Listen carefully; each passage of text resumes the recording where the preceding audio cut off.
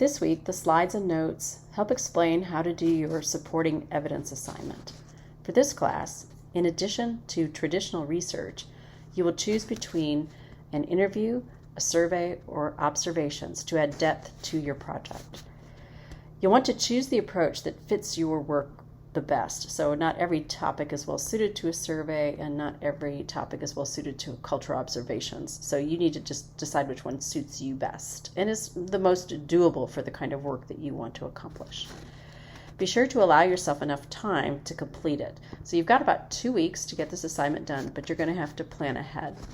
So setting up an interview and finding the person communicating, getting it done, taking the notes, that's going to take some time.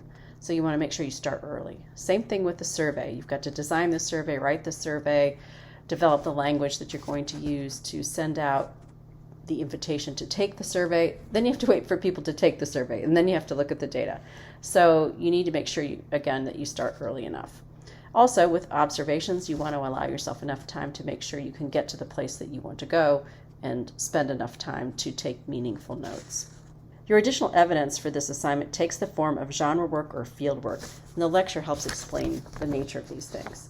The slides summarize and explain how non-traditional evidence can look.